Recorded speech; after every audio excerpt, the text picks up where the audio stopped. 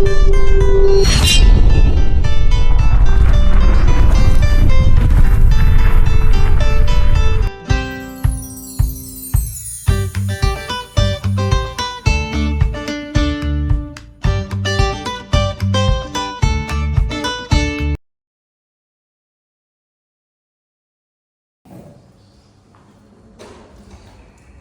Swastiastu. Assalamualaikum warahmatullahi wabarakatuh. Salam sejahtera, shalom namo buddhaya. Pertama-tama yang terhormat Bapak Kepala Sekolah nomor 2 Ibu Bener, dan juga para rekan-rekan guru yang kami hormati yang sudah bersedia hadir dalam kegiatan kami pagi hari ini, yaitu diseminasi pemahaman dan pengalaman penerapan budaya positif dengan kami CGP Angkatan 9 Kabupaten Badung, tim CGP SD nomor 2 Ibu Bener. Nah, sebelumnya marilah kita panjatkan puja dan puji syukur kehadirat Tuhan Yang Maha Esa, karena berkat rahmat-Nya lah kita dapat berkumpul pada pagi hari ini tanggal 24 Oktober 2023 dalam keadaan sehat walafiat. Nah, untuk mengawali acara, marilah kita berdoa sejenak, menundukkan kepala sejenak menurut agama dan kepercayaan kita masing-masing guna kelancaran kegiatan kita pada pagi hari ini. Berdoa dimulai.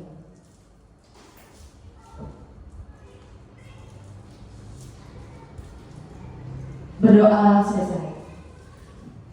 Dan untuk selanjutnya adalah sambutan dari Bapak Kepala SD nomor 2 Ibu Bener. Baik, untuk Bapak yang persilahkan. Baik, terima kasih untuk pembawaannya pada hari ini Ibu Doni. Sebelumnya yang awali dengan pengacara Om Swastiastu.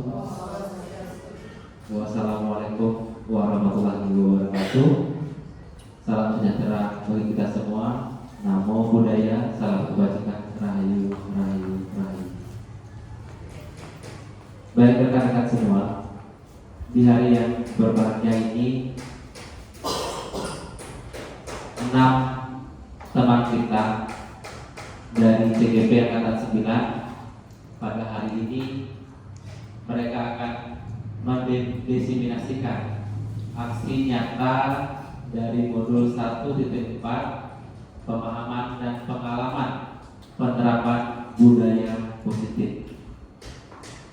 Jadi Bapak Ibu semua, penting untuk kita ketahui bersama bahwa pemahaman budaya positif di sekolah merupakan upaya untuk menciptakan lingkungan pendidikan yang mempromosikan nilai-nilai, norma, dan praktek-praktek yang mendukung perkembangan siswa secara holistik.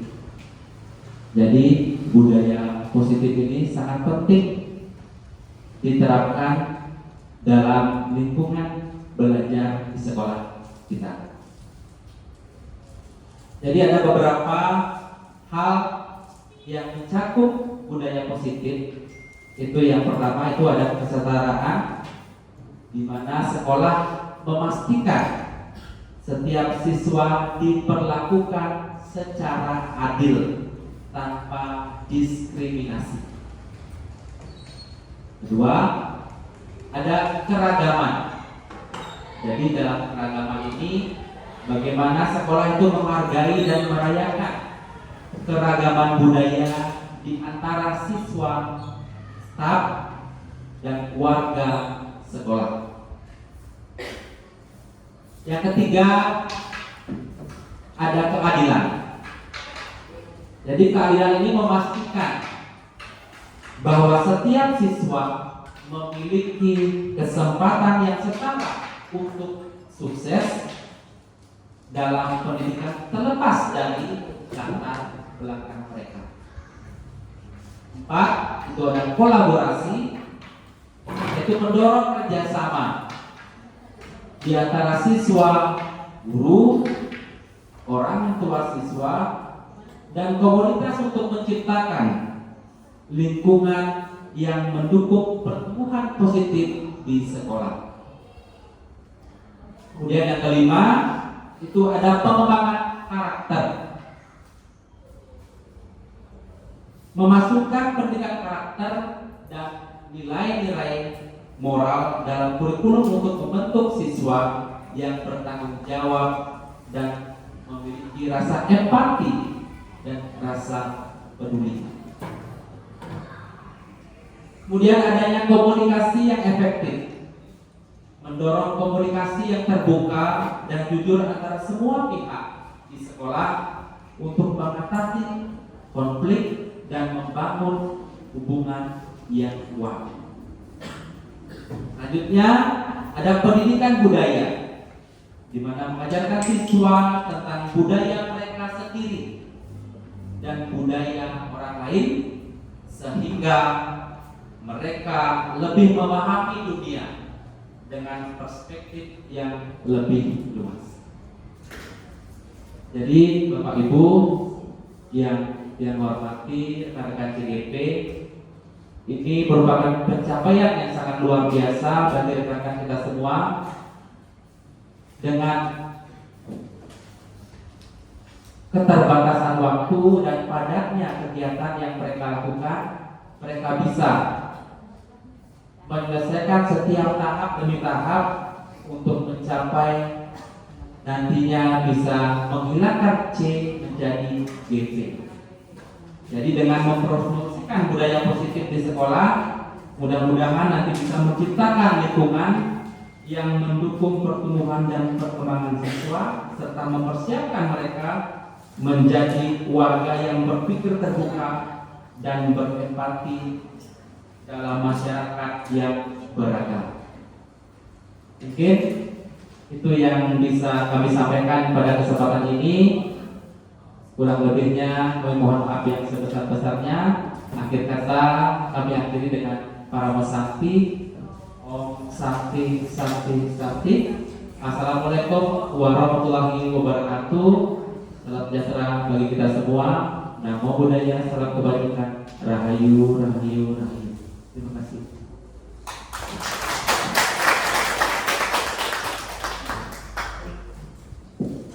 Baik, terima kasih Bapak atas sambutannya. Jadi mungkin kita langsung saja Bapaknya untuk mengefisienkan waktu. Di sini sebelum kita lanjut, karena materi ini ada 6, kita perkenalan dulu. Katanya tak kenal maka tak sayang. Tapi Bapak Ibu guru pasti sudah kenal semua sama kece-kece di depan ini ya. Oke, yang pertama ada Ibu Fitri. Terus yang kedua ada Ibu Dia. Yang ketiga ada Ibu Saras. Ada Ibu Rai. Saya sendiri, dan yang terakhir paling cantik, paling ganteng adalah Bapak Komang. Nah, ya, oke. Asal yang dibilang tadi sama Bapak Kepsek kita ya, C-nya akan berubah menjadi GP. Oke. Yang mengikuti jejak teman-teman yang duluan. Baik, salam dan bahagia. Bapak Ibu hebat. Dalam kesempatan ini kita akan berbagi di sini. Ingat, kita berbagi. Belum tentu kita ini pengetahuannya lebih banyak ya, pengalamannya lebih banyak belum tentu. Maka dari itu nanti jika ada pertanyaan silahkan kita sharing, kita berbagi. Nah, pada kesempatan kali ini kita akan membahas mengenai konsep-konsep budaya positif dan juga pengalaman penerapan budaya positif dari salah satu rekan kita nanti akan kita tayangkan. Oke, next. Adapun konsep-konsep budaya positif, apa sih sebenarnya budaya positif? Bapak Ibu, namanya juga budaya ya. Budaya, jadi berkesinambungan. Kita harapkan ini bertahan lama budaya ini. Tentunya hal-hal yang positif yang ada di lingkungan kita. Di sekolah kita tercinta SD nomor 2 Tiburon. Kenapa kita wajib menerapkan budaya positif Bapak Ibu? Kenapa? Apalagi kita sebagai seorang pendidik ya. Kenapa? Nah, ini jawabannya. Jadi suatu lingkungan yang aman dan nyaman akan memberikan murid kesempatan dan kebebasan untuk berproses. Kita tumbuhkan budaya positif di SD kita, maka murid itu akan aman, nyaman, dan bisa berproses nanti untuk kedepannya, sehingga menerima dan menyerap suatu pembelajaran itu dengan mudah. Dan selain itu juga perlu diingat, selama seseorang merasakan tekanan-tekanan, selama kita guru menekan murid kita, maka proses pembelajaran itu akan menjadi sulit. Apa yang kita berikan masuk kanan keluar kiri jadinya ke siswa. Jangan ditekan siswanya. Kita timbulkan atau tumbuhkan aura yang positif dari dalam diri, sehingga orang-orang di sekitar kita akan ikut merasakan positif pula. Seperti itu. Nah, salah satu tanggung jawab kita sebagai pendidik adalah menghilangkan atau mencabut yang namanya gangguan-gangguan yang menghalangi proses pengembangan potensi peserta didik kita. Begitu. Jadi kalau memang tidak ada paksaan, murid sudah nyaman di sini, proses pembelajaran langsung seperti jalur tol, aman, mulus, lancar, ya. Oke, lanjut. Selanjutnya, nah berbicara tentang pendidikan kita nggak jauh-jauh. Siapa yang tidak kenal beliau? Ya, beliau adalah Bapak Pendidikan Nasional, yaitu Ki Hajar Dewantara. Menurut beliau, kita ambil contoh nih. Kita ambil contoh tumbuh-tumbuhan yang ditanami seorang petani. Apa yang ditanam oleh petani? Padi tentunya.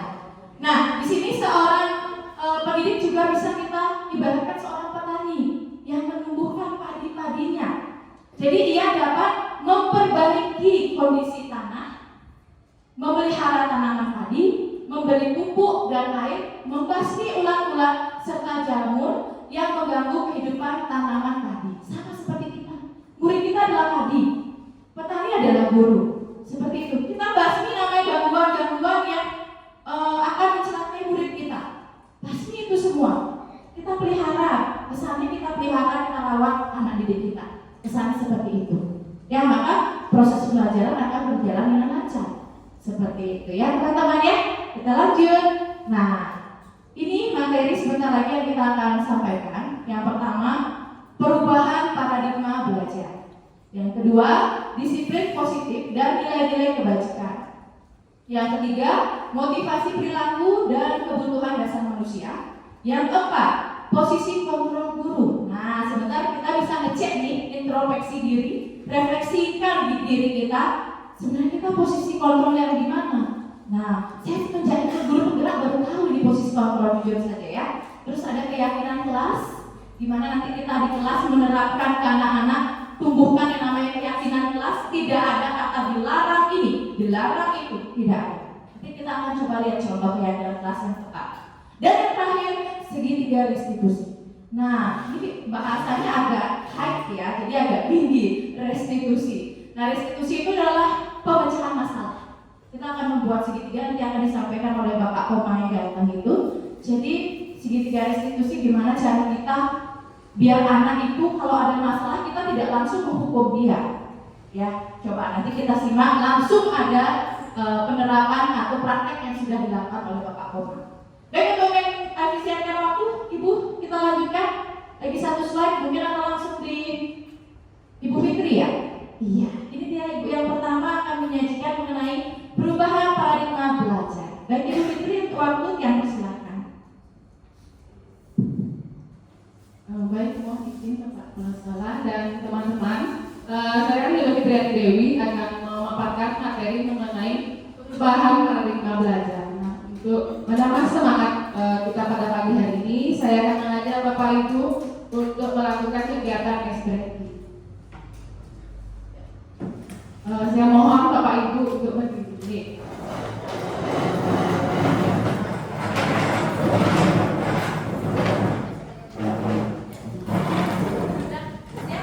Nanti gerakannya bisa Bapak Ibu lihat di slide ini.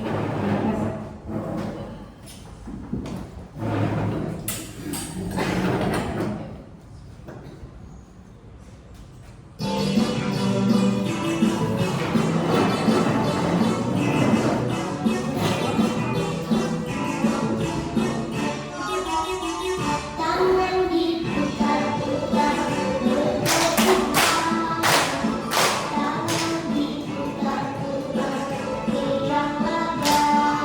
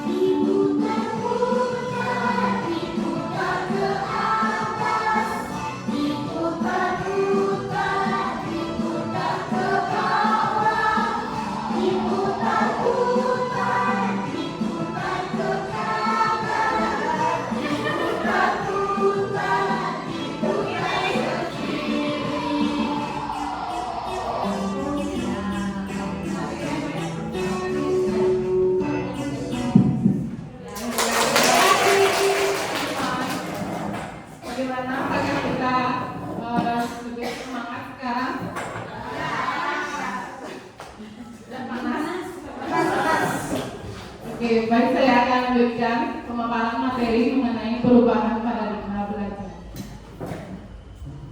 Apakah Bapak Ibu setuju dengan pernyataan berikut ini? Ya, saya ingin bertanya pada Bapak Ibu. Yang pertama mengenai hukuman dapat mendisiplinkan anak. Bagaimana Bapak Ibu? Apakah Bapak Ibu setuju atau tidak mengenai pernyataan yang pertama? Setuju atau tidak? Coba angkat tangan. Ya, setuju. Hukuman dapat mendisiplinkan anak. Ada yang ingin menyampaikan pendapatnya? Siapa yang ingin menyampaikan pendapatnya? Ibu Riri.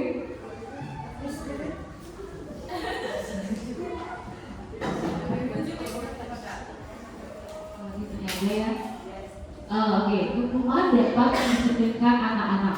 Setuju atau tidak? Pertanyaannya ya. Kalau saya pribadi sebenarnya dilema ya antara setuju atau tidak. Kalau setuju itu sama dengan kita kayaknya mendiskriminasi anak. Kalau tidak setuju dengan hukuman kadang bisa mendisiplinkan anak. Jadi kalau di sini tergantung gurunya sih menurut saya. Tapi saya tidak setuju karena ada cara lain untuk kita mendisiplinkan anak. Dengan misalnya memberikan reward, memberikan contoh kepada anak bahwa disiplin itu tidak harus dengan hukuman. Itu kalau menurut saya. Ya. Ada lagi teman-teman yang ingin menyampaikan pendapatnya?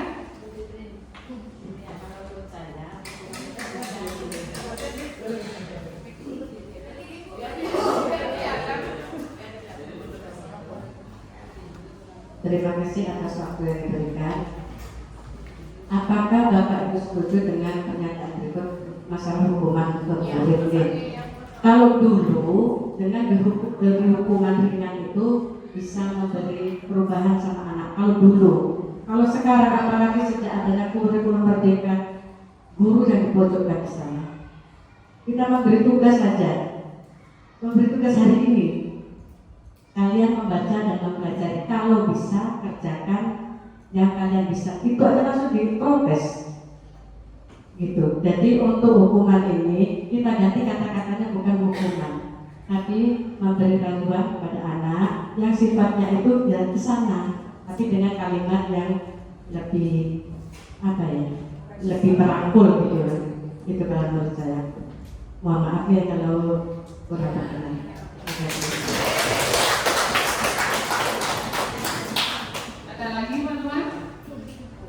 Baik, terima kasih untuk Ibu Ririn dan Ibu Nur.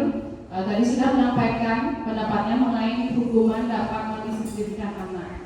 Memang benar sekali hukuman itu tidak harus diberikan kepada anak-anak, karena hukuman jika menjurus ke fisik atau psikis akan mengganggu mental siswa. Ya, mereka akan menjadi lebih takut, lebih daya ingatnya tentang hukuman itu lebih kuat gitu. Lebih baik kita memberikan hukuman yang berupa positif, ya misalnya anak-anak diajak untuk menjaga kebersihan atau memberi tugas yang memang untuk memajukan pengetahuan mereka. Kemudian yang kedua, pemberian hukuman dengan hal positif seperti membersihkan toilet sekolah dapat meningkatkan disiplin anak. Apakah Bapak Ibu setuju? Bagaimana? Ada yang berpendapat kalau setuju bagaimana? Kalau tidak setuju bagaimana?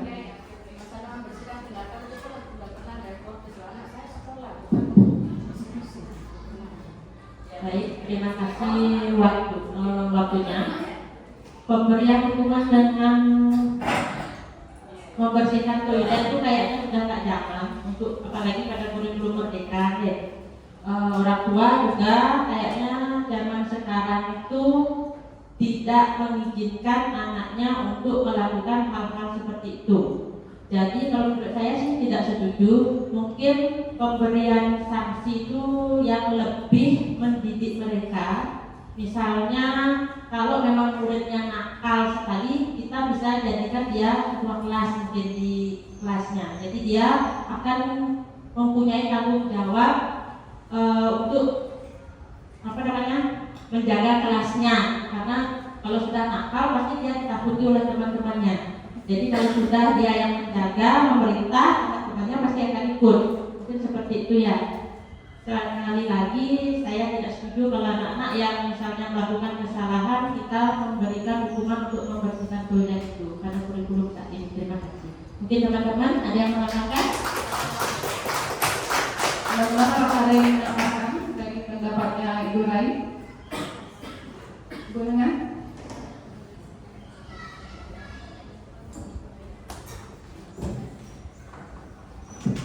Ya, baik, terima kasih atas waktu dan kesempatannya.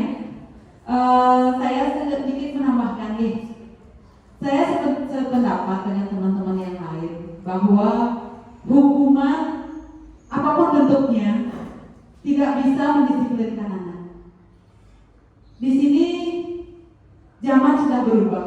Zaman sudah berubah dari kurikulum yang terdahulu menjadi sekarang yang kita terapkan adalah kurikulum merdeka.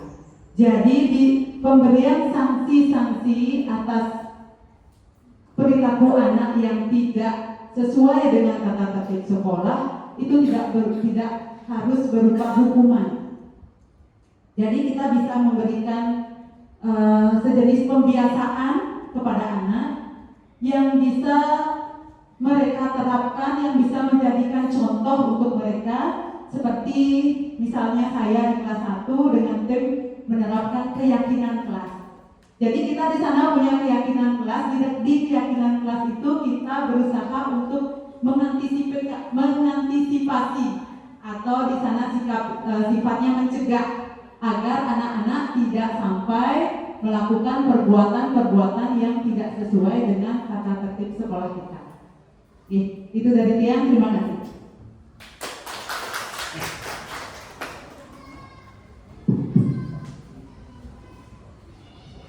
Baik, terima kasih ke Ibu Rai dan Ibu Nana untuk pendapatnya. Ya, saya juga setuju bahwa pemberian hukuman dengan hal positif seperti membersihkan toilet sekolah dapat meningkatkan kesenangan itu tidak setuju.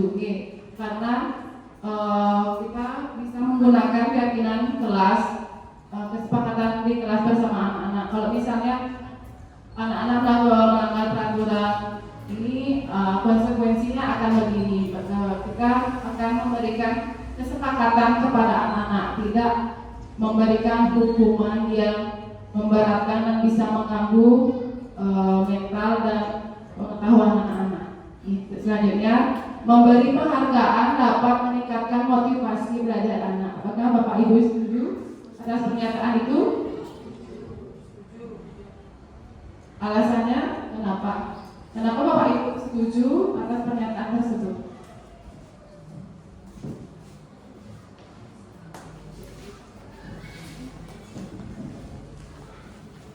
Terima kasih waktu yang diberikan kepada saya. Pemberian penghargaan kepada anak itu memberi motivasi belajar anak, saya sangat setuju. Jangankan anak-anak, kita aja kalau diberi hadiah pasti senang. Hadiah ini tidak harus berupa barang.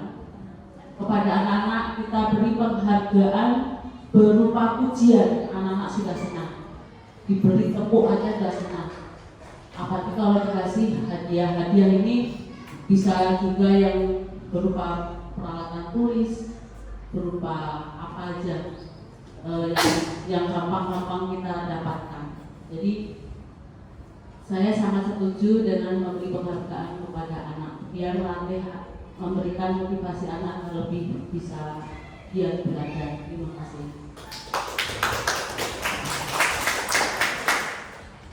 Ada lagi teman-teman yang ingin berpendapat mengenai pernyataan yang ketiga?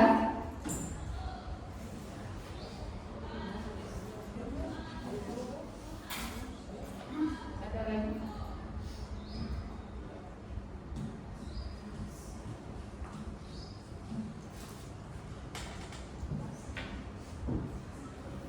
Sudah, baik. Saya akan lanjutkan. Baik, terima kasih kepada Ibu Hani tadi memberikan pernyataan bahwa setuju dengan memberi penghargaan dapat meningkatkan motivasi belajar anak. Ya, saya juga setuju memberi penghargaan dapat meningkatkan motivasi belajar anak. Tetapi kalau kita selalu memberikan penghargaan kepada anak-anak, jadinya anak-anak itu lebih termotivasi untuk mendapatkan penghargaan itu, bukan tidak mau motivasi dalam dirinya. Tapi kalau kita memberikan penghargaan itu juga belum tidak harus menggunakan barang gitu, bisa juga dengan memberikan apresiasi kepada siswa untuk lebih termotivasi. Baik, selanjutnya. Kemudian miskonsepsi tentang teori kontrol. Yang pertama, ilusi guru mengontrol murid. Kemudian ilusi bahwa semua penguatan positif efektif dan bermanfaat. Kemudian ilusi bahwa kritik dan membuat rasa bersalah mampu menguatkan karakter. Kemudian ilusi bahwa orang dewasa berhak memaksa. Teori kontrol menurut Dr. William Glasser meluruskan beberapa miskonsepsi tentang makna kontrol.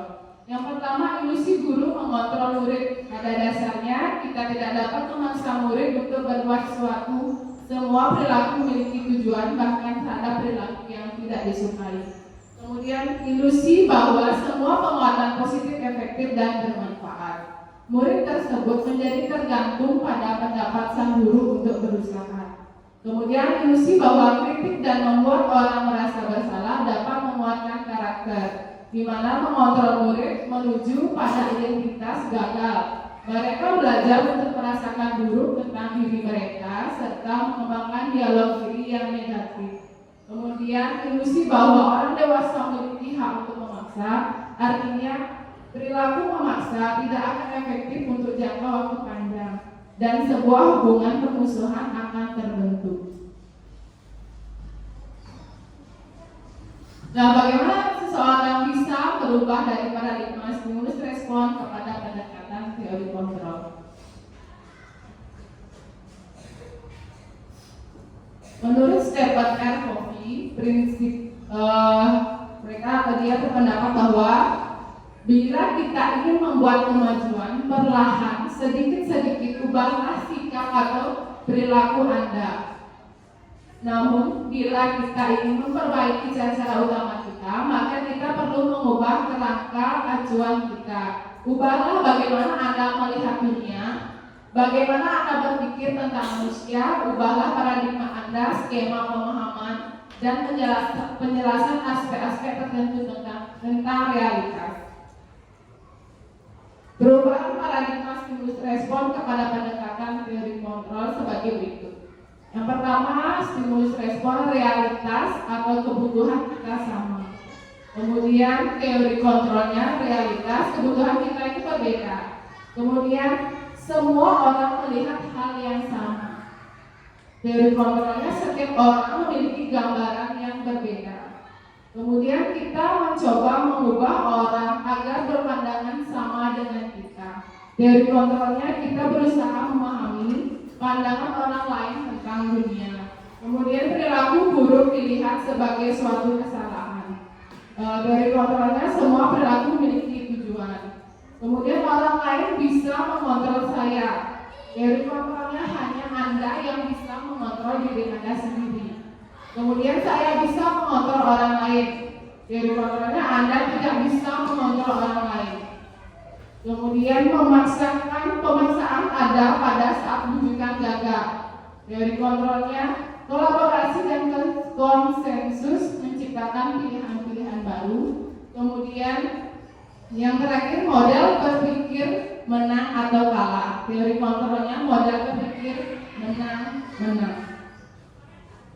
Baik, kemudian perubahan paradigma belajar bahwa kita ketahui sekarang kita menggunakan kurikulum merdeka, di mana kurikulum merdeka itu ada dimensi profil pelajar Pancasilanya. Yang pertama, beriman, bertakwa kepada Tuhan Yang Maha Esa dan berharap mulia. Kemudian mandiri, bernalar kritis, kreatif, bergotong royong dan berkebinekaan global. Kemudian pembelajaran yang berorientasi pada penguatan kompetensi dan pengembangan karakter yang sesuai dengan nilai-nilai Pancasila, profil belajar Pancasila. Kemudian yang kedua, praktik pembelajaran yang berpusat pada murid, yang mana setiap murid belajar sesuai dengan kebutuhan dan tahap perkembangan secara terdiferensiasi. Baik, Bapak Ibu, demikian materi yang dapat saya sampaikan. Selanjutnya akan dilanjutkan oleh rekan saya, Ibu Widow Diantari. Terima kasih.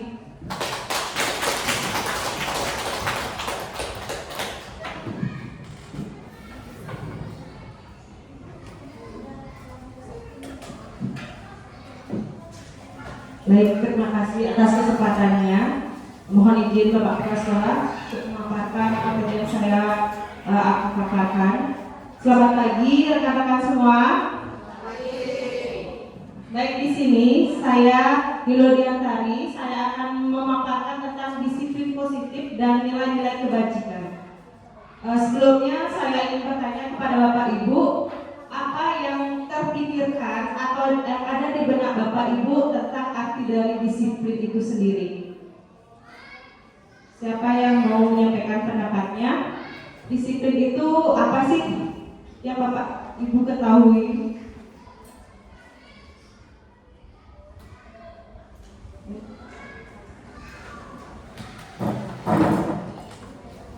Terima kasih. Menurut saya disiplin itu adalah kebiasaan baik yang dilakukan secara terus-menerus dan berulang-ulang. Itu akan membentuk karakter yang baik dan menjadi orang disiplin.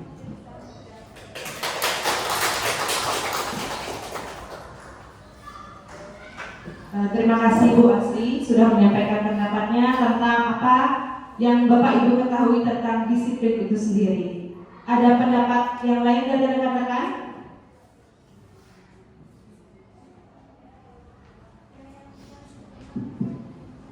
Menurut dia disiplin yang positif itu penerapan yang dilakukan siswa tanpa adanya hadiah maupun sanksi. Terima kasih. Baik, terima kasih Ibu Rai sudah menyampaikan pendapatnya. Nah, di sini disiplin itu kita sebut sebagai bentuk kontrol diri agar dapat mencapai suatu tujuan yang mulia yang mengacu pada nilai-nilai kebajikan. Di sini kesadaran melakukan sesuatu tanpa adanya soggokan, ancaman atau hukuman. Yang disebutkan tadi oleh Ibu Rai juga dan Ibu Asri, disiplin itu tanpa adanya hukuman atau sanksi seperti itu. Sebagai pendidik, tujuan kita adalah menciptakan anak-anak yang memiliki disiplin diri sehingga mereka bisa berperilaku dengan mengacu pada nilai-nilai kebajikan universal dan memiliki motivasi intrinsik bukan ekstrinsik. Dalam budaya kita, makna kata disiplin dimaknai menjadi sesuatu yang dilakukan seseorang pada orang lain untuk mendapatkan kepatuhan. Kita cenderung menghubungkan kata disiplin dengan ketidaknyamanan, di mana disiplin itu kita sering dihubungkan dengan hukuman, padahal itu sesungguhnya berbeda. Karena belajar tentang disiplin positif tidak harus dengan diberikannya hukuman. Justru itu salah satu alternatif terakhir, dan kalau perlu kita tidak gunakan sama sekali hukuman. Nanti kita bisa ganti hukuman itu dengan sebutan konsekuensi seperti itu. Next. Nah, di sini konsep disiplin dengan identitas gagal. Artinya dulu hukuman itu kita dikatakan gagal jika hukuman itu menyakitkan, tidak nyaman, murid takut, memaksa, murid menyembunyikan kesalahan, dan murid menjadi rendah diri. Tadi berhubungan dengan yang disampaikan oleh Ibu Fitri, di mana murid akan menjadi merasa takut jika diberikan berupa hukuman seperti itu, dan murid menjadi rendah diri, di mana mental siswa akan teringat selalu, oh saya diberikan hukuman, dia akan melekat sampai bisa seumur hidupnya. Hukuman itu nanti yang akan jelaskan bisa diubah dengan adanya konsekuensi. Dan selanjutnya penghargaan. Di sini penghargaan itu dikatakan gagal jika tidak efektif. Yang kedua, merusak hubungan atau sifat iri, di mana terkadang kita memberikan penghargaan kepada siswa yang berhasil seperti itu. Misalkan dia menjawab di dalam kelas, satu orang atau berapa orang menjawab dengan benar, kita memberikan dia reward atau penghargaan. Sedangkan siswa yang lain kita tidak berikan penghargaan seperti itu. Jadinya mereka merasa, siswa yang lain itu merasa iri terhadap temannya. Dan yang ketiga, mematikan kreativitas. Dan yang keempat, menghukum dengan system ranking dan merampas hak menghargai dirinya. Baik, selanjutnya, konsep disiplin dengan identitas sukses. Di sini dikatakan konsep disiplin dengan identitas sukses jika tadi hukuman itu kita ganti dengan kata konsekuensi. Ya, konsekuensi itu yang pertama adanya penguatan jangka pendek, dan yang kedua perlu monitoring berkelanjutan, dan yang ketiga stimulus respon, dan yang keempat murid menghormati peraturan, dan yang terakhir kehilangan hak waktu jeda seorang diri atau penahanan. Nah, di sini yang kedua restitusi. Konsep disiplin dengan identitas sukses adanya restitusi. Murid bertanggung jawab atas perilakunya. Yang kedua, fokus pada penyelesaian masalah jangka panjang. Yang ketiga, murid menghormati dirinya dan orang lain. Dan yang keempat, teori kontrol, dirinya memegang kontrol. Yang terakhir, murid bersemangat memperbaiki kesalahannya.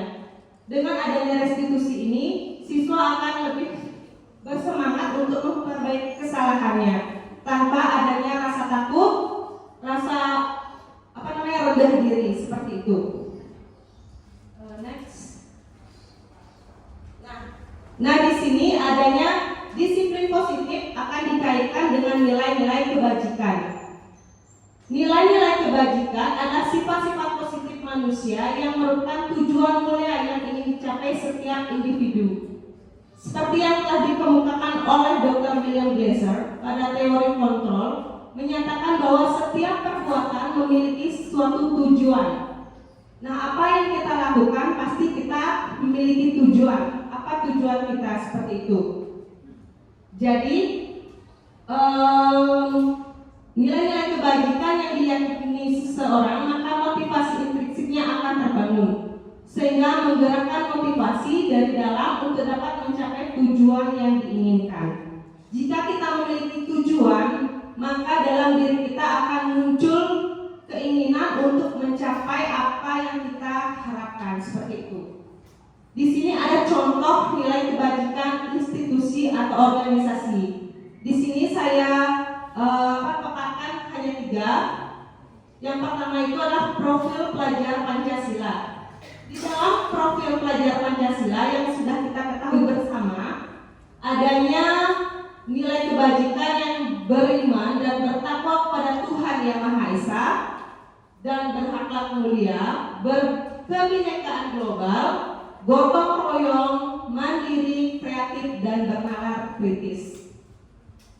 Dan di organisasi yang kedua, Ibu Primary Years Program atau PYP, di situ nilai kebajikannya adalah toleransi, rasa hormat, integritas, mandiri, menghargai, antusias, empati, keingintahuan, kreativitas, kerjasama, percaya diri, dan komitmen.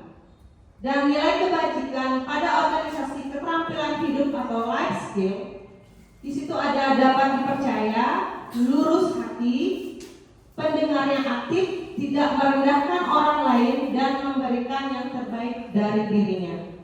Nah, di sini setiap beberapa organisasi atau institusi memiliki nilai-nilai kebajikan yang berbeda-beda, tetapi tujuannya yaitu sama, untuk mencapai suatu tujuan yang diinginkan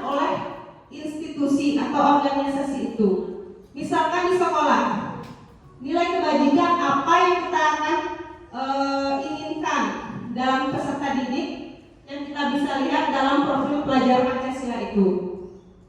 Di situ ada berbagai nilai-nilai kebajikan.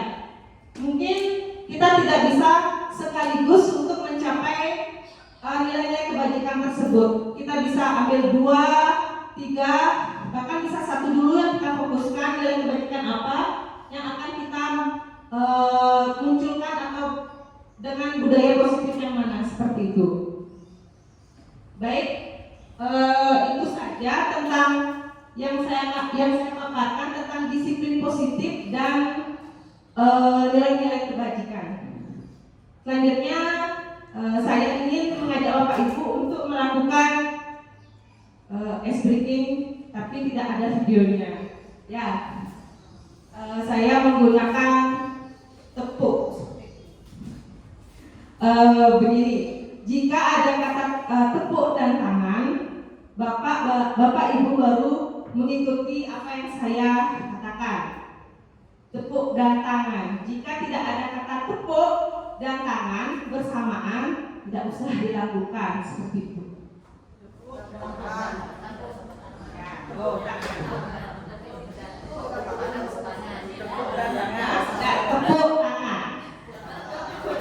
Ya, misalkan tepuk tangan 1 kali. Kalau saya bilang tepuk 1 kali, berarti Bapak Ibu kurang fokus ya. Siap Bapak Ibu? Kalau bisa berdiri ya. Biar tidak ada goyang-goyangnya. Sudah tadi goyang-goyangnya ya. Baik. Tepuk tangan 1 kali. Tepuk tangan 3 kali. Tepuk 2 kali.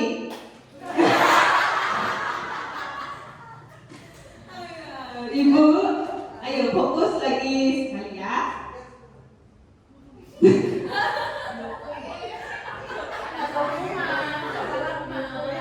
Tepuk tangan 3 kali. Tepuk tangan 2 kali. Tepuk tangan 1 kali. Tepuk 4 kali. Oke, semua sudah benar, sudah fokus. Berarti sekarang bisa dilanjutkan oleh rekan saya, Ibu Niluh Ayu Sarastuti, tentang motivasi perilaku dan kebutuhan dasar manusia. Terima kasih.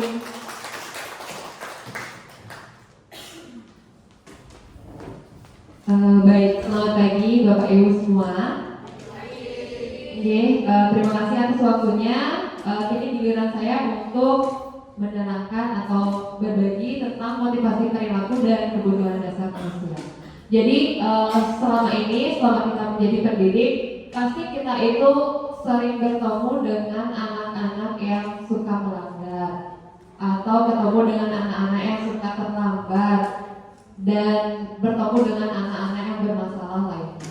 Jadi di tahap ini kita akan mempelajari tentang kenapa sih anak-anak itu bisa melakukan perilaku seperti itu. Silakan. Oke, jadi sebelumnya saya ingin tahu apakah pernah di antara kita itu melakukan sesuatu agar mendapatkan senyuman dari orang lain. Sekedar senyuman. Kita dandan misalnya kalau waktu masih ABG, waktu masih seperti itu. Jadi kita pasti pernah melakukan sesuatu untuk menarik perhatian orang lain. Bukan hanya lawan jenis, tetapi sesama jenis pun kita juga ingin diperhatikan. Seperti itu. Jadi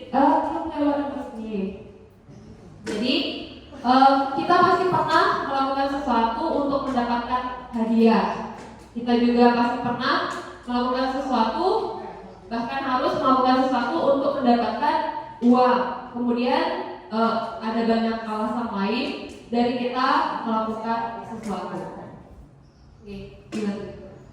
Next, nah kemudian di sini pada dasarnya ada 3 motivasi perilaku manusia menurut Diane Gosser. Jadi dari 3 ini, yang pertama itu ada untuk menghindari ketidaknyamanan atau hukuman.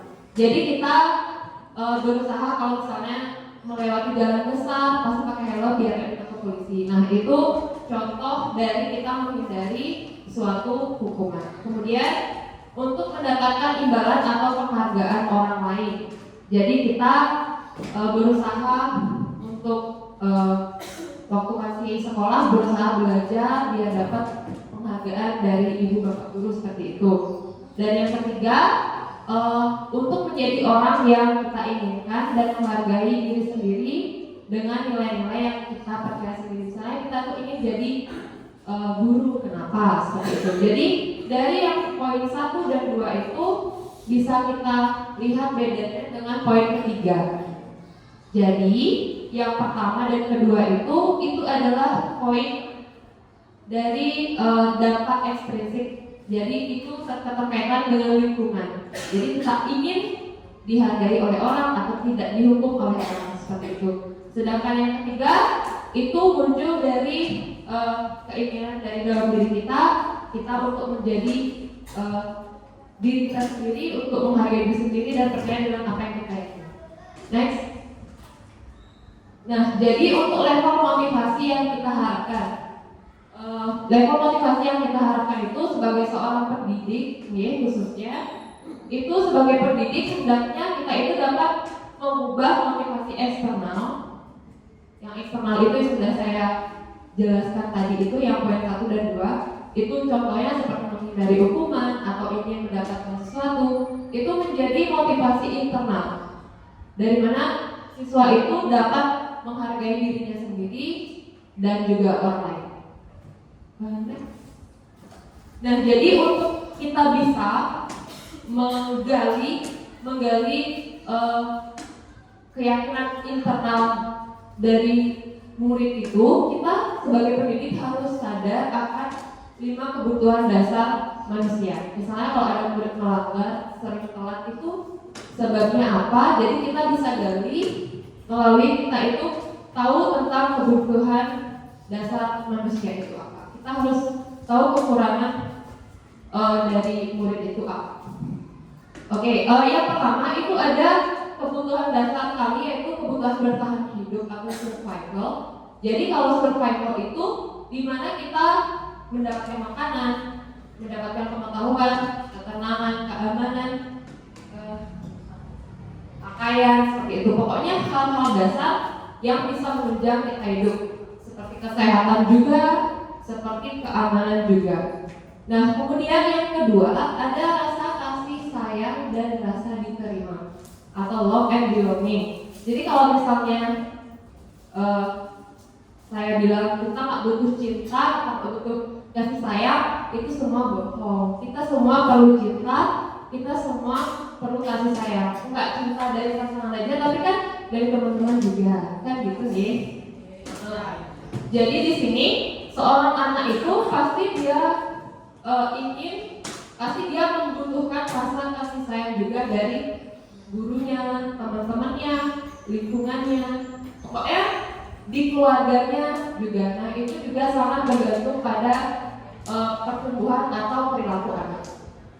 Kemudian yang ketiga ada kekuasaan atau power. Jadi anak itu sebenarnya atau murid atau manusia itu sebenarnya butuh power. Kita butuh kekuasaan, kita butuh dihargai, kita butuh kalau kita kerja itu dilihat kerjaannya kita. Kita kalau berbicara itu butuh didengar. Jadi di sini kekuasaan itu kita bisa mempunyai kekuatan untuk melakukan sesuatu seperti itu. Kemudian kesenangan. Jadi kesenangan atau fun ini kebutuhan dasar yang paling paling mendasar. Jadi dimana kita merasa senang, merasa nyaman, merasa aman. Jadi seorang anak itu perlu merasa senang dalam melakukan sesuatu. Kita tidak stres dalam melakukan sesuatu. Kalau misalnya anak-anak yang kebutuhan akan kesenangannya itu bermasalah, misalnya di keluarga atau misalnya di sekolah dia dibully aja terus, jadi otomatis dia nggak punya kesenangan. Kenapa dia jadi nggak punya kesenangan?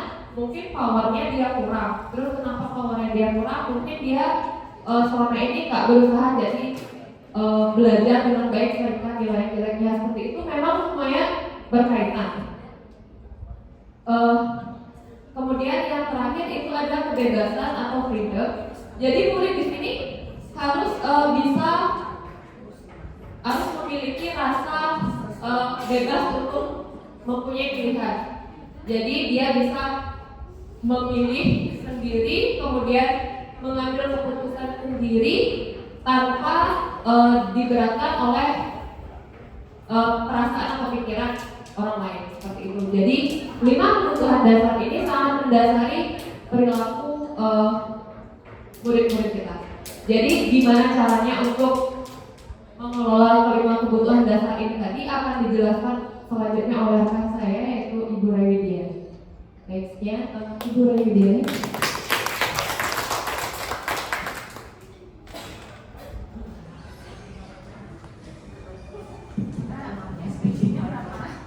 Yes.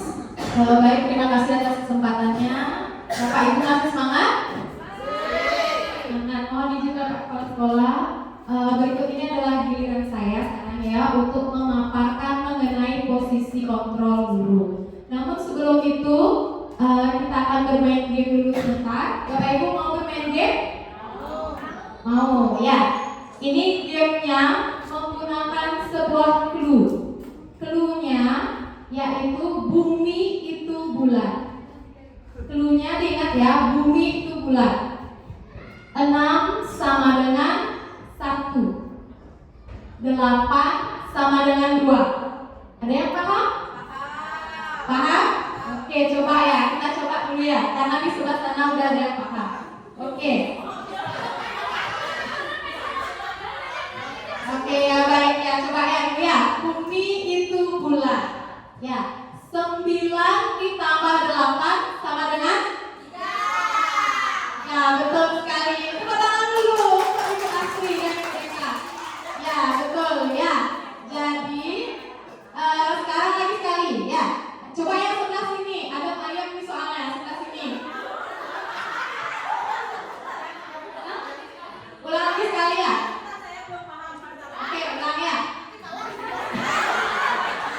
Oke, ulang ya. Bumi itu bulat. Bumi itu bulat. Ya.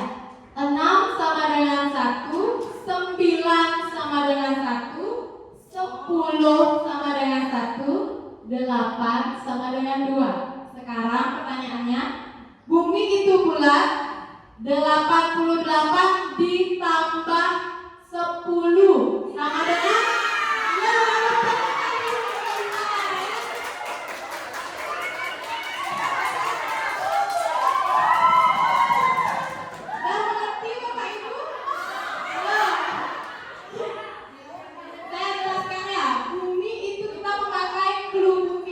jadi konsepnya lingkaran. Ya, di dalam angka 6 sama dengan 1. Ada 1 buah lingkaran. Kemudian 8 ada 2 buah lingkaran. Ya, seperti itu. Lagi sekali aja ya. Oke, lagi sekali aja ya.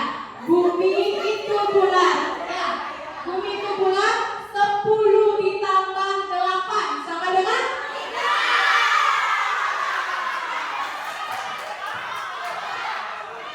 10 ditambah 8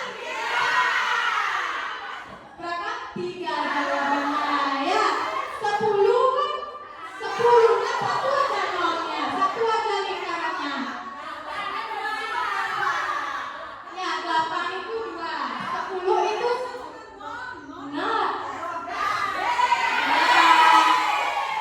Karena bumi itu bulat, jadi kita hanya mengambil yang di belakangnya saja. Ya, oke, coba Mbak Ibu. Oke, baik, terima kasih ya. Ya, nanti lagi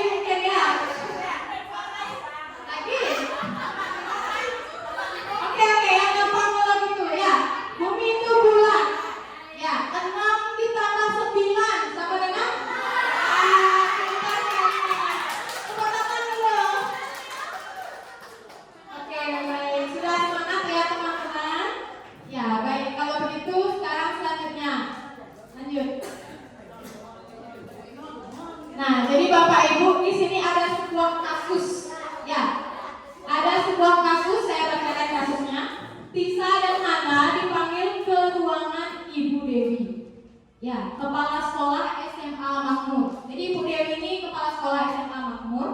Ibu Dewi baru saja mendapatkan sebuah laporan atau pengaduan dari ibunya Tisa, dari bundanya Tisa, ya, bahwa Hana menggunakan kata-kata kasar dan merendahkan Tisa di media sosial. Jadi Ibu Dewi ini mendapat laporan kalau si Hana ini merendahkan Tisa.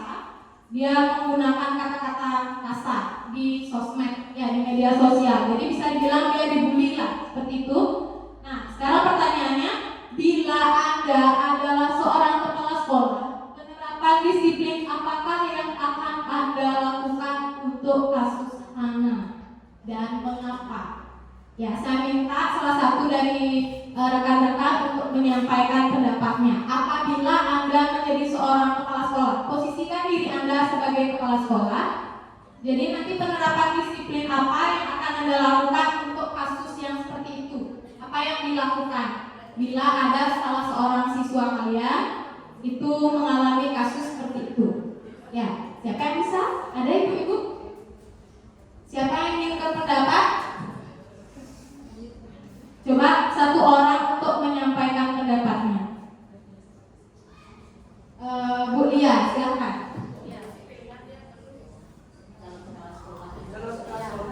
Baik, terima kasih atas kesempatan yang telah diberikan kepada saya. Ini apabila saya menjadi seorang kepala sekolah, penerapan disiplin apa yang harus saya lakukan dalam kasus saya?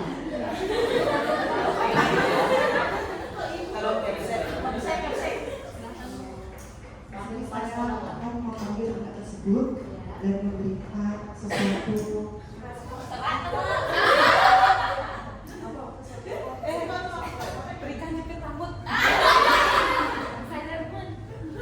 Suatu pengarahan yang baik, pemahaman yang tepat, agar kode mendapatkan sesuatu dengan kejadian. Ini yang itu saja ya, terima kasih. Terima kasih untuk Ibu Lia sudah menyampaikan pendapatnya. Ada lagi yang ingin menambahkan? Ya, jadi di sini Ibu Lia, ya, sebagai kepala sekolah akan memanggil anak tersebut, kemudian mengajaknya berbicara, ya, dari hati ke hati, menanyakan mengapa dia melakukan hal tersebut. Seperti itu, ya, lanjut. Nah, baik, di sini ada 5 posisi kontrol. Ya, posisi kontrol guru yang pertama itu adalah sebagai penghukum. Yang kedua, membuat orang merasa bersalah. Ya, yang ketiga ada teman, kemudian keempat memantau, dan yang terakhir sebagai manajer. Nah, kita sebagai guru pasti kita pernah melakukan salah satu dari 5 posisi kontrol ini. Ya, namun sebagai guru dari kelima posisi kontrol ini, posisi manakah? Lanjut. Nah, posisi manakah dari 5 kontrol tersebut yang sering kita lakukan? Kira-kira kita sering melakukan yang mana? Coba dipikir dulu. Ya, ini dia 5 posisi kontrol guru. Yang pertama itu adalah posisi sebagai penghukum. Ya, mana penghukum ini? Seorang penghukum bisa menggunakan hukuman fisik maupun verbal. Pasti kita pernah melakukan hal itu. Ya, yang kedua sebagai pembuat orang merasa bersalah. Ya, pada posisi ini biasanya guru akan bersuara lebih lembut. Dalam posisi ini kita biasanya membuat anak itu merasa bersalah. Kita lembut suaranya. Masa sih kamu seperti itu? Nggak kasihan sama Bu Guru? Nah, seperti itu contohnya, ya. Kemudian yang ketiga, teman. Guru pada posisi ini tidak akan menyakiti murid, namun akan tetap berupaya mengontrol murid melalui persuasi. Ya. Kemudian yang selanjutnya adalah posisi monitor atau pemantau, di mana monitor berarti mengawasi. Kita mengawasi murid kalau kita menggunakan posisi pemantau itu. Dan yang terakhir yaitu posisi manajer, di mana posisi ini adalah kita berbuat sesuatu bersama dengan murid. Kita melakukan sesuatu, kemudian mempersilahkan murid mempertanggungjawabkan dari perilaku yang dia lakukan tersebut mendukung murid agar dapat menemukan solusi atau permasalahannya sendiri. Nah, dari kelima posisi kontrol ini, sepengalaman saya yang paling sering diterapkan oleh guru yaitu pemantau dan juga sebagai teman. Ya, biasanya teman-teman juga pasti sering melakukan hal itu. Namun dari kelima posisi kontrol guru, ini yang paling baik sebetulnya yang kita terapkan adalah posisi kontrol sebagai manajer. Ya, seharusnya kita dapat menerapkan itu. Ya, di mana kita itu berbuat sesuatu bersama dengan murid.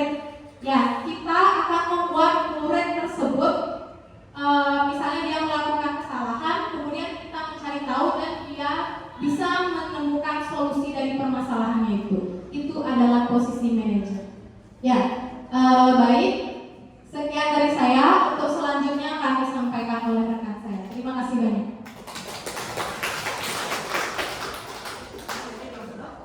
Baik, terima kasih Bu-ibu. Bapak terakhir ya Bapak ya. Oke, nanti ada surprise terakhir sama Bapak Komang. Diajak olahraga mengelilingi lapangan sebentar. Oke, halo, masih semangat? Iya. Tinggal saya sama Bapak Komang aja. Oke. Ini ada kaitannya Bapak Ibu. Tadi posisi kontrol kan sudah ya. Jadi yang kita harapkan di sekolah kita bangun posisi kontrol yang terakhir, yaitu manajer.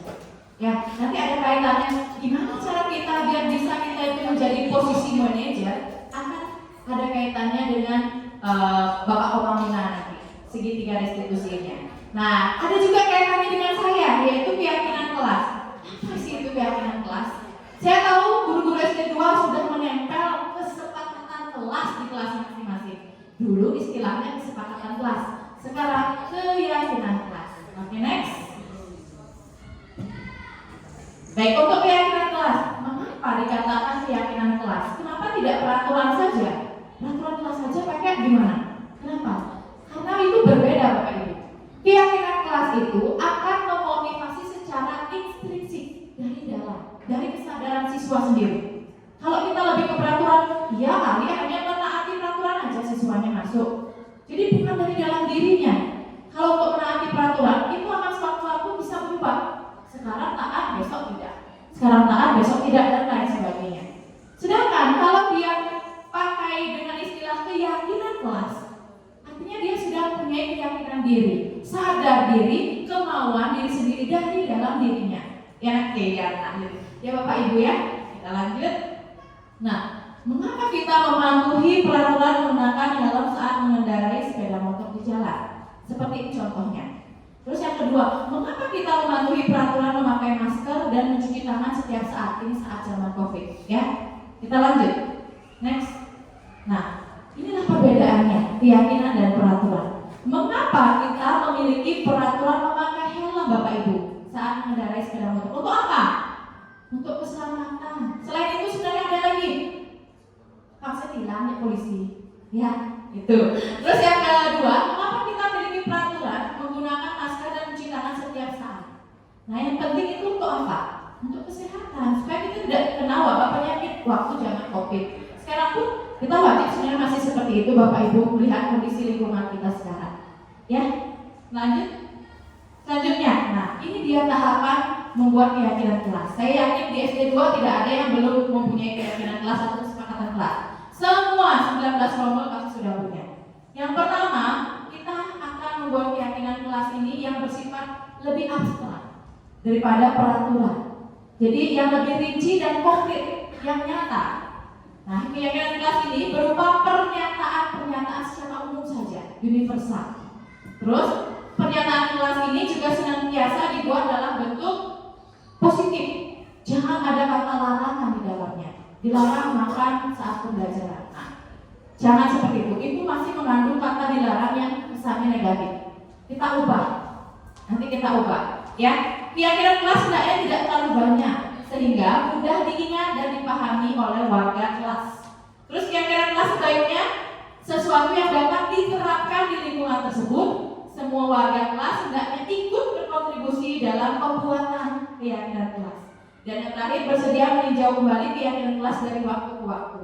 Jadi dia bersifat fleksibel, akan berubah-ubah sesuai dengan kondisi yang ada. Ya Bapak Ibu ya. Jadi juga kalau cara membuatnya sama seperti yang Bapak Ibu pernah lakukan.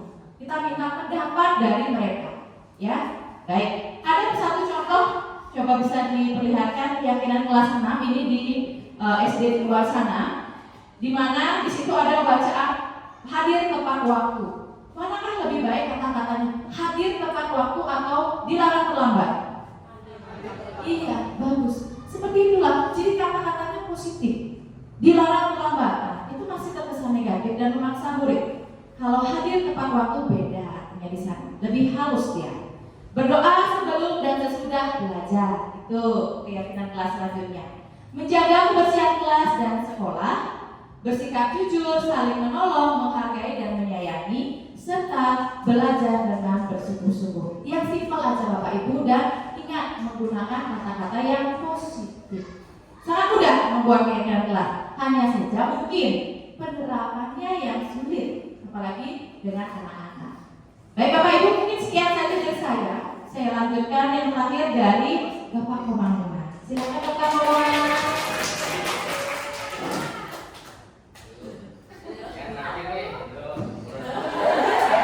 Mohon izin Pak Bayi serta rekan-rekan semua yang ingin berbagi di sini tentang segitiga restitusi. Nah, jadi sebelum kita memulai, biar Bapak Ibu tidak tegang, biarkan saya sendiri yang tegang nih.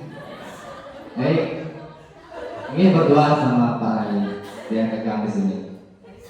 Oke, sebelum kita mulai, kita peregangan terlebih dahulu ya, agar rileks. Lakukan apa yang saya katakan. Lakukan apa yang saya katakan. Bapak Ibu bisa menaruh HP-nya terlebih dahulu. Kita peregangan terlebih dahulu ya. Baik, silakan tarik nafasnya, atur nafasnya. Fokus ya. Silakan tangannya, keduanya ke depan, remas-remas. Keduanya ya, kecil-kecil ya, kecil-kecil. Kemudian ini tangannya ya. Tepuk boleh ya, biar bagus ya. Kemudian kepalanya diremas-remas kepalanya, biar tidak tegak, kaku, atur nafasnya. Kemudian dagunya ya.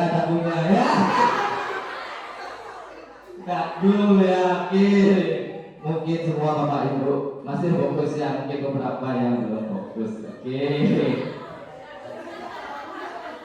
Oke, kita mulai saja sesi yang terakhir, yaitu segitiga restitusi. Nah, jadi ini terkait dengan bagaimana kita menghadapi anak didik kita yang melanggar, bagaimana kita seharusnya menyikapi jika ada peserta didik kita yang melanggar. Nah, jadi segitiga restitusi itu adalah suatu proses dialog yang dijalankan oleh guru atau orang tua agar dapat menghasilkan murid yang mandiri dan bertanggung jawab.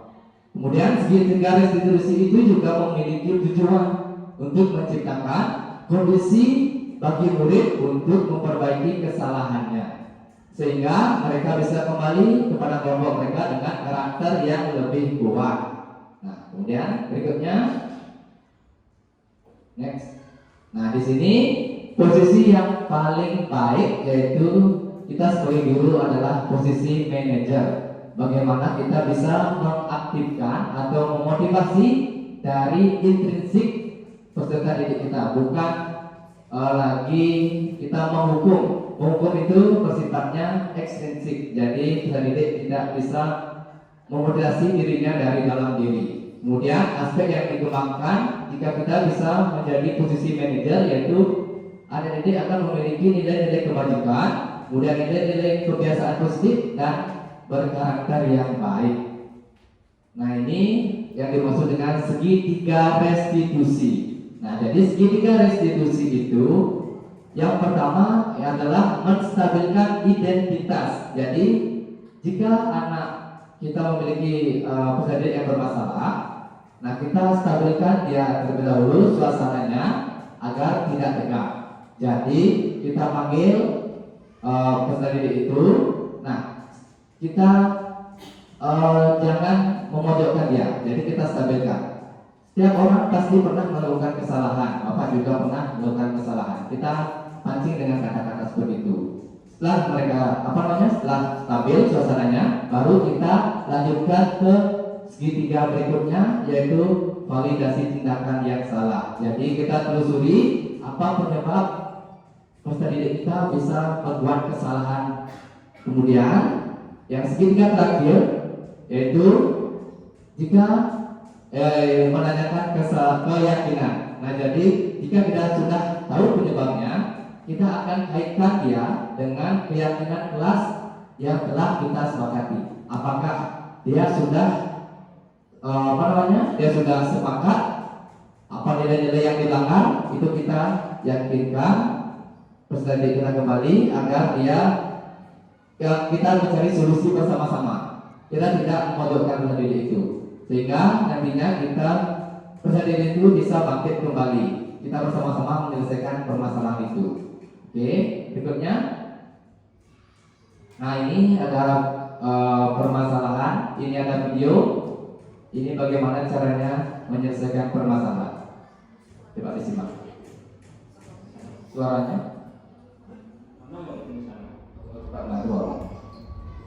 Kesel pak, kesel banget. Masa aku dikatain tukang fitnah pak? Ya aku marah lah. Aku balik ke TK di depan kelas. Kesel banget. Yang pertama, menstabilkan identitas. Menggunakan kesal. Maka juga akan marah apabila ada yang menuduh bapak seperti itu. Kemudian pada saat itu kamu melakukan apa? Ya saya langsung ngatain TK lah pak. Kesel banget. Saya benar-benar dia depan teman lain. Oh begitu. Pasti kamu melakukan seperti itu karena suatu alasan tertentu kan? Iya lah, masa saya diam saja pak? Ya saya bela diri lah. Masa saya dituduh tukang fitnah? Ya wajar. Mempertahankan harga diri itu sesuatu yang penting buat kamu. Untung kamu tidak begitu gagal lagi, hanya membentak-bentak. Iya pak. Untung saya masih bersabar dan hanya membentak saja. Sudah gemes padahal saya pasti bela diri lah. Ya pasti ya. Tapi kamu memilih untuk tetap bertahan dan bersabar. Kamu memilih untuk tidak berbuat lebih parah lagi. Iya. Nah, sekarang coba kita lihat lagi tindakan kamu yang mendapat saja. Tindakan kamu itu kira-kira sesuai dengan keyakinan kelas atau prinsip kamu tidak? Enggak lah pak. Capek pak jadi pemarah. Jadi keyakinan atau prinsip mana yang sesuai dengan keinginan kamu? Ya, saya sebenarnya sangat menghargai orang lain. Mungkin saat itu saya menjadi emosi, jadi tidak menunjukkan sikap itu. Kamu meyakini tidak? Menghargai orang lain itu penting buat kamu? Yakin lah pak. Iya, setuju. Kita harus saling menghargai. Namun ada juga keyakinan yang kita sepakati yang perlu kita jalankan apabila kita sedang marah, kan? Ya, saya bisa lebih proaktif, mulai dengan diri sendiri. Saya bisa jadi lebih sabar, mengambil waktu jeda untuk berpikir mau apa selanjutnya. Kira-kira kamu bersedia memperbaiki masalah ini tidak? Bersedia pak. Kalau kamu memperbaiki masalah ini, kamu akan menjadi orang seperti apa? Saya akan menjadi orang yang bertanggung jawab kali ya pak. Dan senantiasa proaktif. Iya, menurut kamu bagaimana rasanya menjadi orang seperti itu? Ya nyaman lah, bangga bisa bersabar dan menahan diri. Baiklah kalau begitu. Yuk kita pikirkan bagaimana memperbaiki masalah ini. Sudah? Nah, itu sedikit cuplikan tentang ada peserta didik yang bertengkar di kelas. Nah, jadi intinya kita sebagai peserta didik, sebagai guru itu harus menanyakan keyakinan. Jadi kita harus mengaitkan keyakinan kelas yang kita sepakati agar peserta didik itu bisa timbul dari dalam dirinya untuk sadar untuk memperbaiki kesalahannya. Tidak lagi kita menghukum murid tersebut. Kemudian, nah di sini saya jelaskan kembali sisi yang pertama yang paling bawah itu adalah menstabilkan identitas. Nah jadi di sini peserta didik itu kita berperan menggeser identitas murid dari identitas yang gagal menjadi identitas yang sukses. Kemudian jangan mengkritik peserta didik yang sedang mengalami identitas yang gagal. Nah di sini ada beberapa pernyataan yang bisa kita tanyakan atau yang kita bisa utarakan kepada peserta kita yang mengalami permasalahan. Nah, jadi kita bisa yang pertama, membuat kesalahan adalah sesuatu yang wajar. Manusia tidak ada yang sempurna. Kita bisa memperbaiki masalah ini. Saya tidak menanyakan kesalahannya, tapi fokus untuk memperbaiki permasalahan ini. Apakah saat ini kamu tengah menjadi orang yang baik untuk dirimu sendiri? Nah, itu bisa kita tanyakan pada proses menstabilkan identitas yang pertama. Kemudian lanjut yang sisi yang kedua. Sisi yang kedua adalah menanyakan, sisi kedua adalah validasi tindakan yang salah. Sisi dua, validasi tindakan yang salah. Nah, di sini guru akan bergeser menjadi pemikiran stimulus respon menjadi proaktif. Jadi kita di sana menggali permasalahan tadi itu diakibatkan dari apa. Jadi kita gali di sana dengan pertanyaan-pertanyaan dengan nada yang tidak menghakimi. Kemudian ada pun pertanyaan-pertanyaan atau pernyataan yang bisa kita ajukan, yaitu kamu bisa saja bertindak lebih gegabah dari hari ini. Kemudian kamu bukan melakukan tanpa suatu alasan tertentu. Pasti ada alasan yang menyebabkan kamu bisa melakukan hal ini. Kemudian kamu melakukan karena mempertahankan suatu yang penting bagimu. Kemudian mungkin kamu bisa mempelajari suatu perilaku yang baru yang lebih efektif. Bersediakah kamu mempelajarinya atau memperbaikinya? Seperti itu. Itu yang bisa kita tanyakan pada validasi tindakan yang salah. Kemudian yang terakhir, sisi yang ketiga, yaitu menanyakan keyakinan. Nah, di sini adalah sisi yang ketiga. Sini menurut teori kontrol menyatakan bahwa pada dasarnya kita termotivasi secara intrinsik. Saat perilaku telah divalidasi dan identitas sukses dan stabil, maka murid siap untuk mengaitkan keyakinannya dengan tindakan yang salah. Nah, jadi di sini kita kaitkan dengan keyakinan kelas yang kita telah buat. Itu ada pertanyaan yang bisa kita ajukan. Sebagai keluarga atau kelas, apa yang kita yakini? Nah, kita kaitkan dengan keyakinan kelas. Nilai-nilai apa yang telah kita sepakati? Kemudian seperti apa gambaran kelas yang ideal bagi kamu? Nah, kamu ingin jadi orang seperti apa? Hal-hal seperti itu yang bisa kita tanyakan pada menanyakan keyakinan kelas itu sendiri. Kemudian, nah, hal-hal yang perlu diperhatikan dalam segitiga restitusi adalah perilaku yang salah perlu dikaitkan dengan nilai-nilai atau keyakinan-keyakinan yang telah disepakati atau yang disetujui. Kemudian kesediaan orang yang melakukan kesalahan untuk memperbaiki permasalahan. Kemudian pemecahan masalah sebisa mungkin relevan untuk memiliki hubungan dengan masalah yang ada. Perlu adanya suatu usaha perbaikan dari pihak yang berbuat kesalahan. Kemudian yang terakhir adalah perlu dedikasi waktu dari pihak yang berbuat kesalahan. Tanyakan kapan akan mulai dilakukan usaha untuk memperbaiki masalah itu sendiri. Kemudian, nah, di sini adalah tujuan dari penerapan segitiga restitusi itu. Dengan penerapan segitiga restitusi, diharapkan guru dapat menerapkan posisinya sebagai manajer dengan mengajukan pertanyaan-pertanyaan bermakna yang dapat membuat murid menjadi lebih percaya diri, bertanggung jawab, dan mandiri. Nah, penerapan segitiga restitusi ini bertujuan untuk menjadikan murid menjadi lebih kuat secara pribadi, membuka wawasan murid agar dapat menyelesaikan permasalahan sendiri, dan murid semakin percaya diri, mandiri, dan merdeka sesuai dengan kurikulum yang sekarang. Nah, di sini mungkin ada sedikit cuplikan mengenai berbagai pengalaman budaya positif yang setelah saya lakukan. Ini hanya cuplikannya saja sebentar.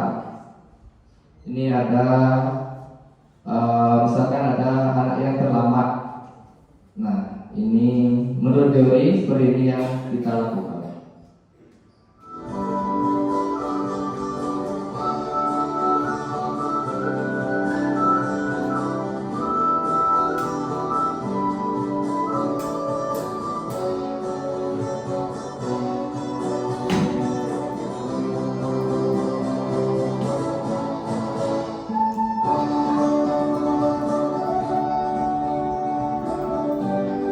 Di sini ada murid yang terlambat ceritanya.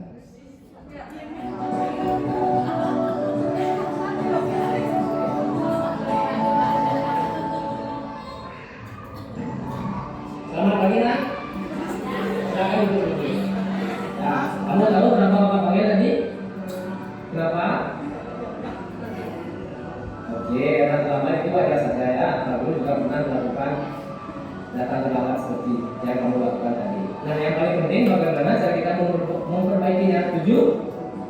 Baik. Kamu terlambat pasti ada alasannya, bukan? Nah, bagaimana alasannya? Apa alasannya? Oke, benar kamu ngomong di sana? Baik. Kamu tahu nilai kesempatan apa yang telah kamu langgar? Baik, nilai kedisiplinan. Jadi nilai kedisiplinan itu penting apa tidak? Baik, kalau penting, bagaimana cara kamu kegiatan yang telah kita lakukan? Baik, bagaimana cara kamu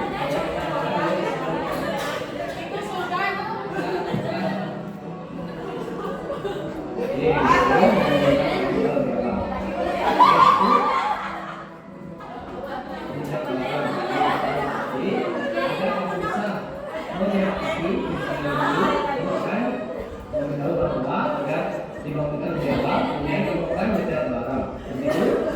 Nah, baik. Apa kamu berjanji pada dirimu sendiri agar tidak terlambat lagi? Baik. Bagaimana cara ya?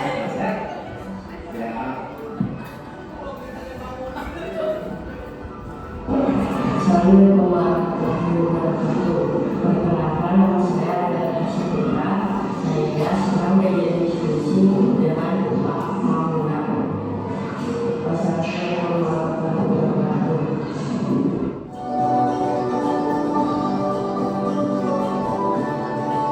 contohnya ya.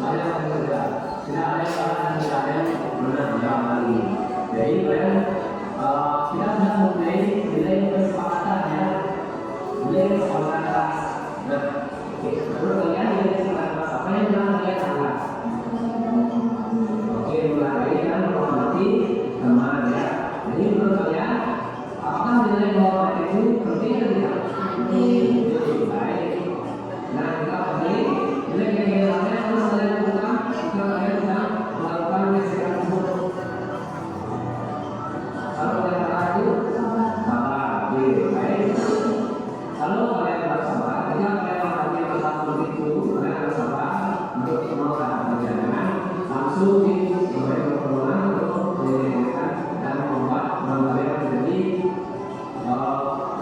berkoordinasi.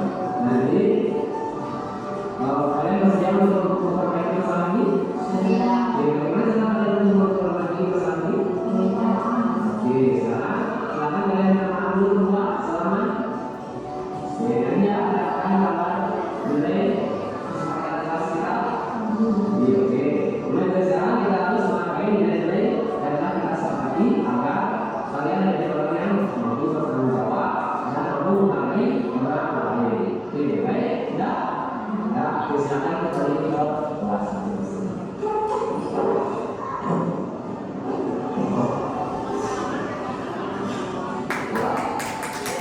Om Swastiastu. Perkenalkan nama saya Edi Wahyu Aksara. Perkenalkan nama saya Kami Besar pada Bapak. Saya senang berdiskusi oleh Pak Mamunah. Saya senang berdiskusi oleh Pak Mamunah. Oh, bisa.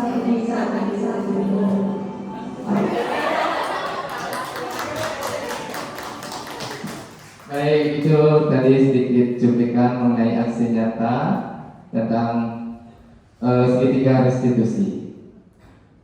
Nah, mungkin sekian presentasi dari saya. Dia aturkan pantun. Buah nanas, buah leci, dicampur gula enak sekali. Cukup sekian presentasi dari kami yang aturkan para Mas Santi. Om Santi. Oh. Sedangkan pengajar praktik saya adalah Ibu Niputu Suwandewi SPD. Ibu Bapak Guru hebat, pada video kali ini saya akan Baik, sudah habis ya. Oke, sebelum menutup kegiatan pada pagi hari ini mungkin ada yang mengganjal Bapak Ibu, apa yang perlu ditanyakan terkait dari pemaparan 1 sampai 6. Silakan, mungkin kita langsung berbagi aja. Kita sharing di sini. Ada yang ingin bertanya? Ya, silakan Ibu Asri.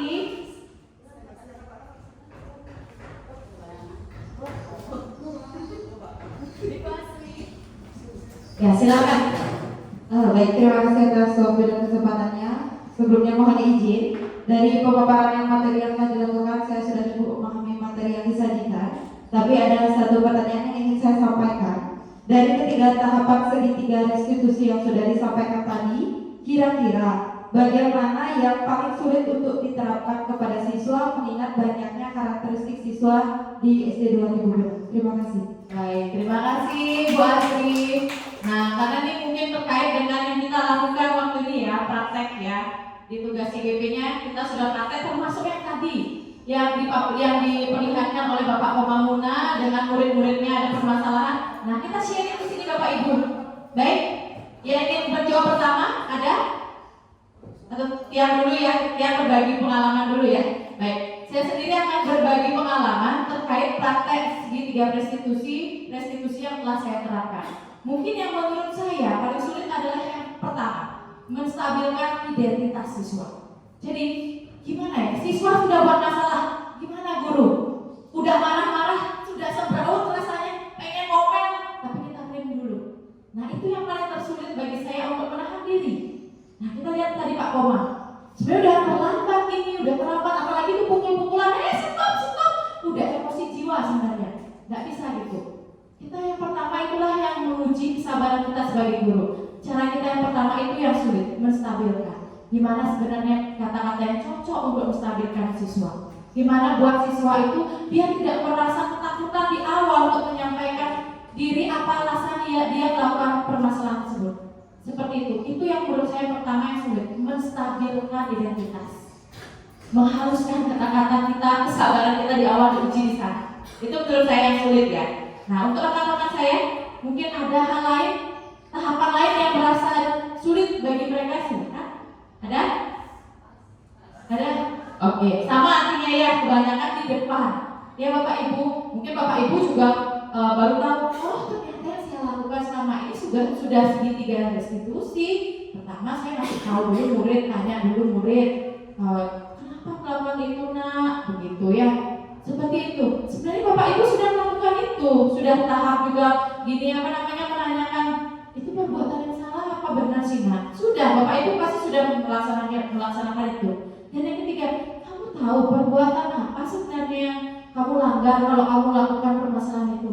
Nah, sebenarnya Bapak Ibu sudah melakukan itu, hanya saja istilahnya kita baru mengenal sekarang. Sama seperti kita di sini ya, masih perlu banyak belajar. Baik, begitu saja. Mungkin ada pertanyaan lain? Ya, silakan Ibu Mila, mic-nya mumpung di sana. Iya, silakan. Iya, baik. Ya, silakan berdiri Ibu Mila biar dilihat. Baik, selamat pagi. Ya, selamat mohon pagi. maaf sebelumnya karena suara saya masih lost entah kemana. Ini masih serak-serak sedikit. Ya. Baik, mohon izin untuk teman-teman CBP Angkatan 9. Di sini saya tadi tertarik sekali dari pemaparan Ibu Ayu Sarastuti ya, di mana itu tentang motivasi perilaku dan kebutuhan dasar manusia. Yang di sini yang saya sangat tekankan yaitu kasih sayang dan kebebasan. Nah, untuk peserta didik kita ini Bu, kasih sayang di rumahnya pasti sudah pasti. Yang menjadi kunci kita sebagai pendidik di sekolah itu adalah ada kata kebebasan. Karena kita banyak menemukan kasus, baik kebebasan itu untuk siswa silahkan mau berdemonstrasi apalah, tetapi di rumah yang menjadi masalah kita adalah kebebasan siswa di sekolah menurut dia sendiri itu benar-benar berlebihan sekali. Ya, karena apa? Ada suatu kasus kemarin mungkin sudah kita dengar, mempertahankan diri di sekolah kita harus melawan. Itu kebebasan yang diberikan untuk bertahan hidup mungkin ya, seperti yang dimotivasi hidup. Nah, itu yang ingin kita berbagi di sini. Kita sebagai pendidik itu sebaiknya kita bagaimana ya? Apakah kita dengan orang tua lah atau apa kita sebagai pendidik bagaimana seharusnya dengan kata kebebasan siswa itu, dan juga kasih sayang apakah terlalu berlebihan kasih sayang sehingga anak itu benar-benar menurut saya zaman sekarang agak arogan lah anak-anak. Itu saja yang tanyakan, mohon untuk berbagi. Terima kasih ya. Terima kasih Bu Mila. Wah, luar biasa sekali pertanyaan Bu Mila. Ya, sesuai kenyataan yang ada di sekolah ya. Baik, untuk Ibu Ayu silakan. Oke, terima kasih atas pertanyaannya Ibu Mila. Jadi di sini tidak kita pungkiri juga kalau zaman now itu anak-anak itu lebih ngerasa lebih merdeka, lebih bebas gitu. Itu memang mungkin terkait dengan perkembangan zaman, dipengaruhi juga oleh sosial media dan sebagainya.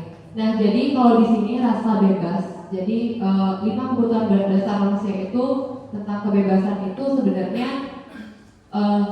kebebasan itu vital sekali ya. Jadi dimana kita bisa bebas berekspresi, bebas mengeluarkan pendapat, bebas melakukan apa saja.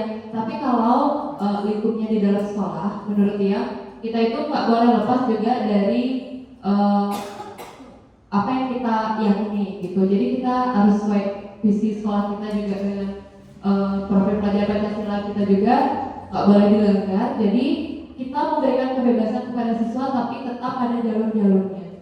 Jadi misalnya kalau memang dia sudah keluar dari jalur yang kita sepakati di sekolah, keluar dari visi kita, jadi kita bisa melakukan segitiga restitusi tadi. Kita harus bertanya, kita menggali mengapa dia bisa sebebas itu, melenceng itu, seperti itu. Jadi penyelesaiannya kembali pada segitiga restitusi yang tadi. Seperti itu. Mungkin teman-teman ada yang ingin menambahkan? Oke, bagaimana Ibu Mila? Terima kasih. Oke, terima kasih. Baik, jadi intinya seperti itu ya Bapak Ibu ya. Apapun itu silakan anak-anak bebas, asalkan bebas di jalurnya, di hal yang positif lah, artinya tidak melenceng jauh. Dan jika pun ada permasalahan, mari kita mencoba untuk tetapkan diri kita sebagai pendidik di posisi kontrol manajer dan selesaikanlah secara segitiga restitusi. Begitu ya. Mungkin itu saja yang dapat kami paparkan. Kita juga sudah melewati waktu kurang lebih hampir 2 jam. Terima kasih banyak saya ucapkan mewakili tim yang ada di depan atas partisipasi aktifnya di sini. Kita sama-sama belajar Bapak Ibu. Ya.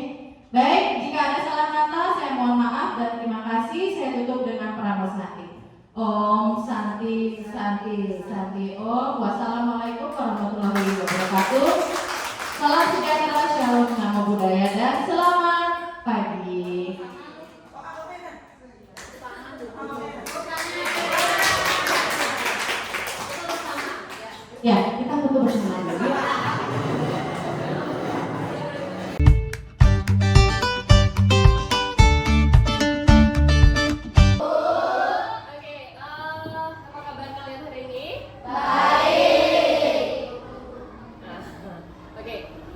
Syukurlah kalau baik ya. Sekarang kesempatan hari ini Bu Saras mau ajak kalian untuk membuat keyakinan kelas. Sebelumnya ada yang tahu apa itu keyakinan kelas? Ada yang tahu? Oke, jadi keyakinan kelas itu sama aja dengan kesepakatan kelas, tapi di sini lebih ke dari dalam diri kalian. Kalau misalnya kesepakatan kelas kan kayak peraturan tuh, dilarang mencontek, dilarang buang sampah sembarangan, seperti itu kan? Kalau misalnya keyakinan kelas itu dari kesadaran diri kalian. Contohnya, misalnya keyakinan kelas yang Bu Saras harapkan itu adalah selalu mendengarkan pelajaran dari guru, atau tertib mendengarkan pelajaran dari guru, atau membuang sampah pada tempatnya, seperti itu. Paham kan Mas Bu Saras? Jadi kalian kayak buat peraturan, tapi bukan peraturan, itu kayak dari dalam diri kalian. Tidak boleh menggunakan kata jangan atau tidak. Misalnya kalau dilarang membuang sampah itu kan kayak peraturan ya. Tapi kalau keyakinan kelasnya adalah apa? Biar nggak pakai kata tidak, membuang sampah pada tempatnya. Misalnya kalau kita punya dulu kesepakatan kelas tidak boleh ribut gitu. Kalau misalnya keyakinan kelasnya apa? No, mendengarkan pelajaran dengan tertib. Pokoknya nggak boleh pakai kata jangan atau kata tidak. Paham sih Bu Saras? Oke. Sekarang per kelompok Bu Saras akan kasih kalian 2 sticky note.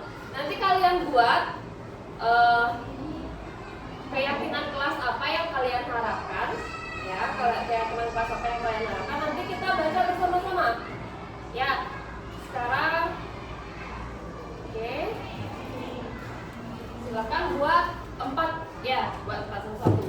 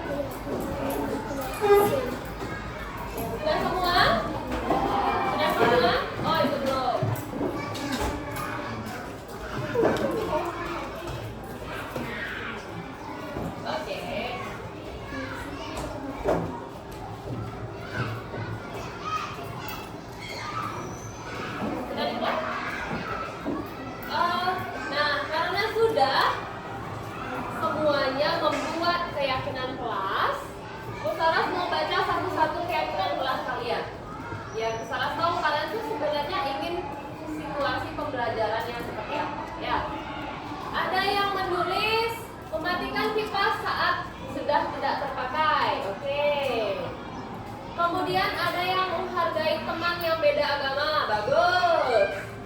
Mendengarkan saat guru menjelaskan, oke, good. Berarti itu artinya kalian tidak boleh ribut kan? Kemudian menghargai teman dan guru di sekolah, oh bagus. Berteman dengan siapapun, menjaga kebersihan lingkungan, berarti kalian ingin kelasnya bersih. Mempunyai kelas yang tidak kotor. Oh, ada kata tidak di sini. Gak apa-apa. Berarti kamu nanti meyakinkan dalam dirimu harus menjaga kelasmu agar tetap bersih. Kemudian menghargai teman dan guru. Tidak boleh buang sampah sembarangan, oke? Menghormati guru, mendengar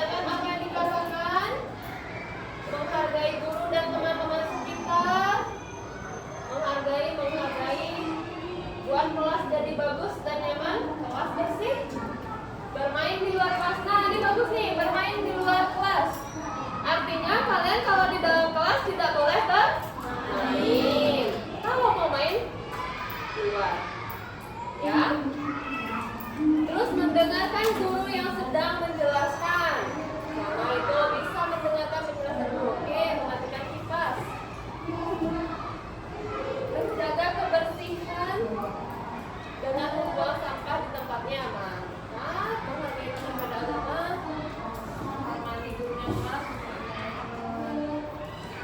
dari temannya dulu. Oke, jadikan kelas kalian itu semua yang ditulis positif, semua bagus. Dari sekian yang Bu Saras baca, yang pertama kalian inginkan itu adalah menghargai teman. Paling banyak yang menulis itu menghargai teman, menghargai guru. Kemudian ingin kelasnya bersih. Jadi sekarang kalian harus sadar diri. Kalau kelasnya kotor dikit aja, ambil sampahnya, buang di tempatnya. Kemudian bermain di luar kelas dan mematikan kipas maupun lampu yang sudah tidak dipakai lagi. Gitu ya, paham ya? Mulai sekarang kita akan menjadikan situasi kelas kita seperti yang sudah kita tulis di depan. Oke, siap? Siap menjaga lingkungan? Siap menjaga